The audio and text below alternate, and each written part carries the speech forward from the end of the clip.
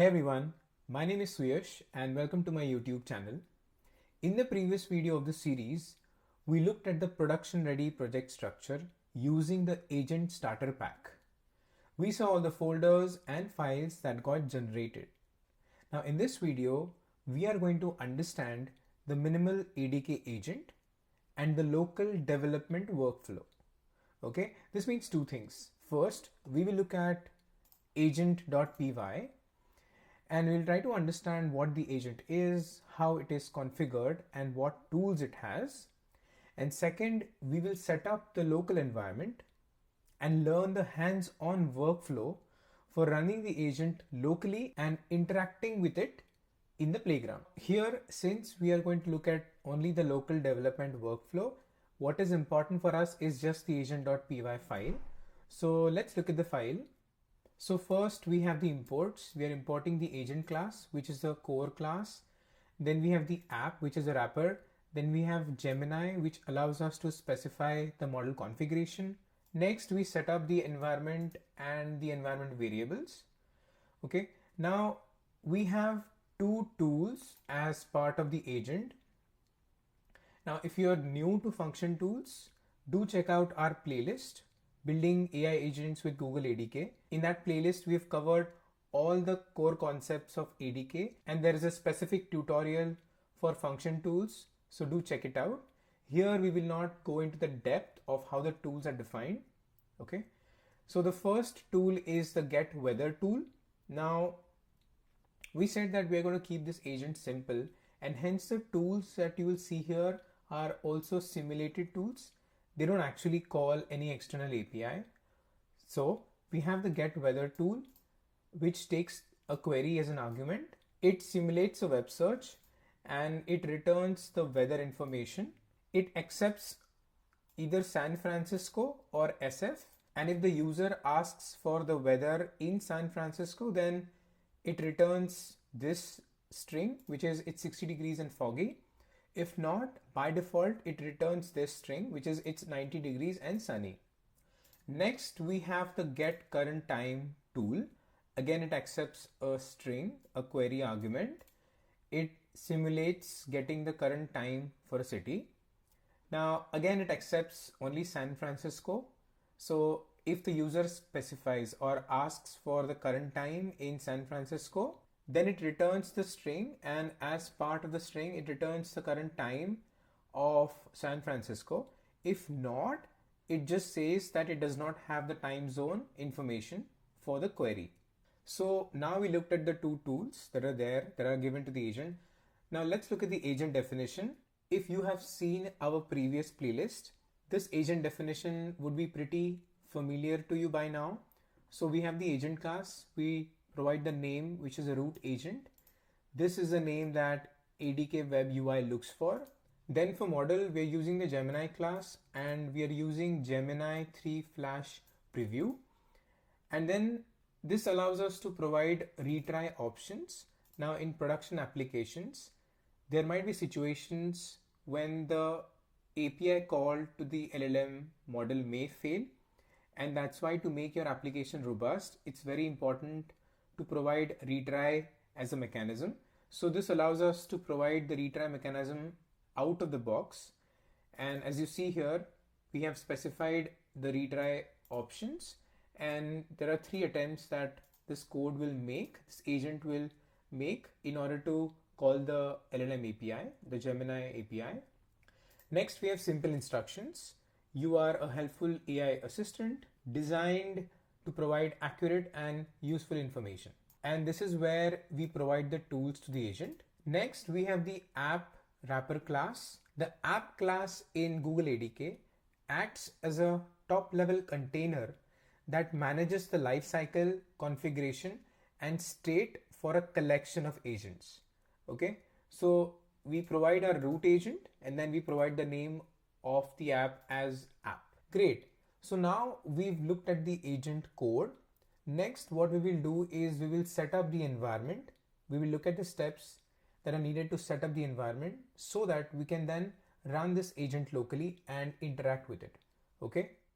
Now, if you go to the README, you will see that as part of the README, which was created by the agent starter packs create command, you have to ensure that these requirements are satisfied before we start running the agent locally. So we need to have UV, which is the Python package manager. You can install it from here. Then we need to set up Google Cloud SDK, which you can set up from here. We will look at Terraform later. We don't need Terraform right now. And then we will also show you how to use the commands that are there in the Makefile. And for that, we will need the make tool, okay, which is the automation tool. So you can install it from this link. So do ensure that you have these prerequisites ready before following the next set of steps in the video, okay? So the next step is to set up the Google Cloud project so that we can use the Vertex AI Gemini API. So let's go to Google Cloud Console and let's create a new project.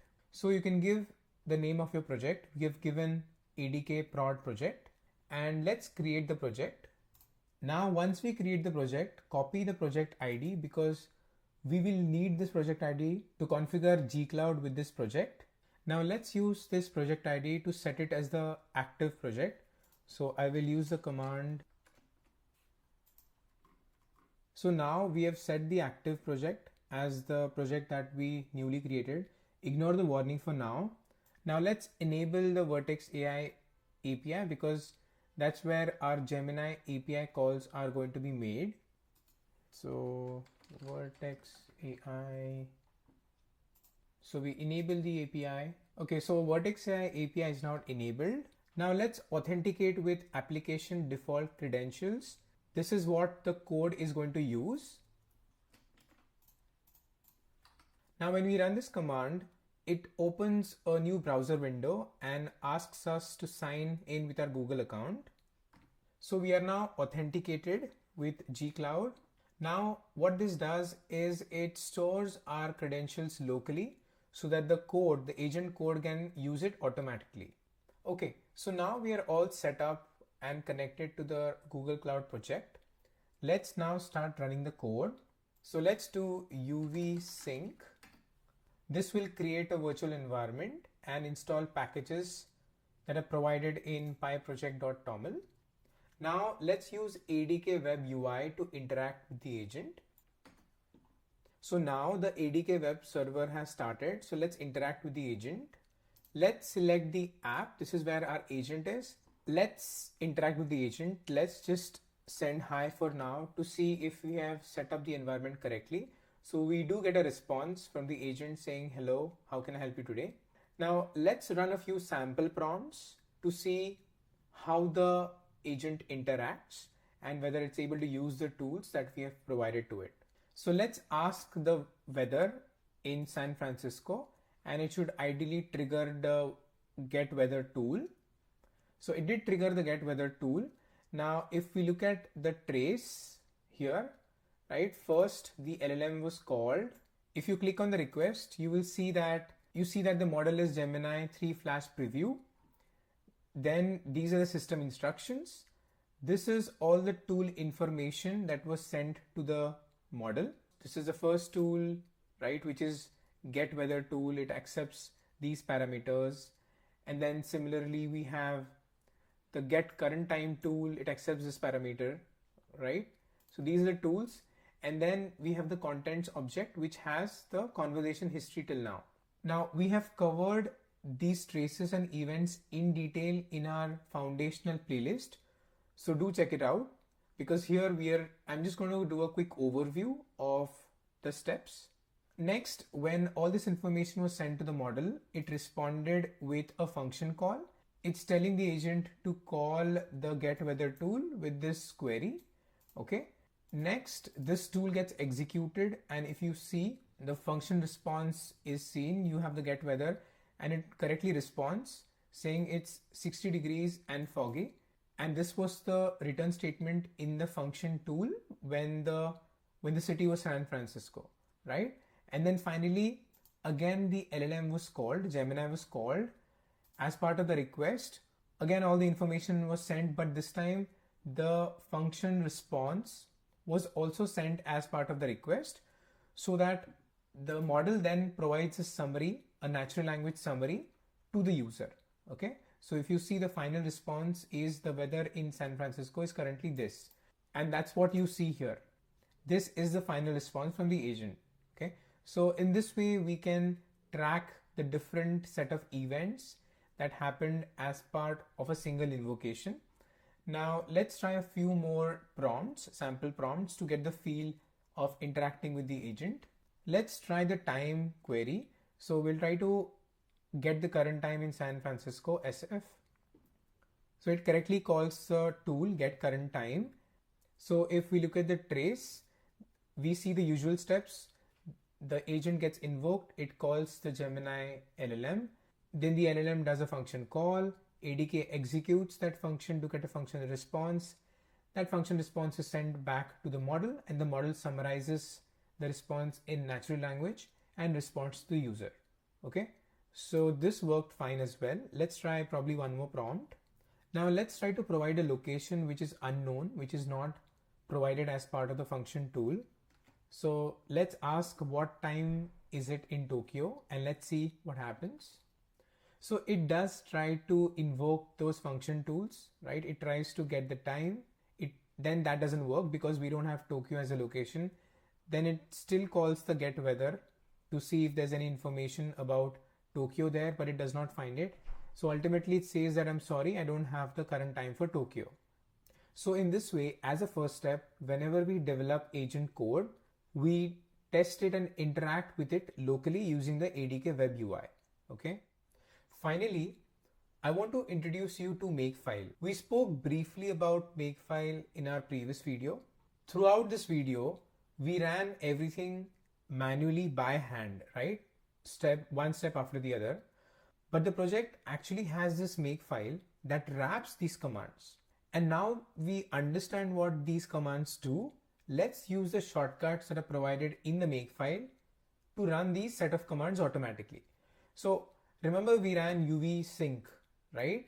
Now that is taken care by the install command. And then remember, we ran uv run adk web. That's taken care by the playground command. So let's try running this command quickly and see what happens. Okay. So first I'm going to run make install. So it did run uv sync.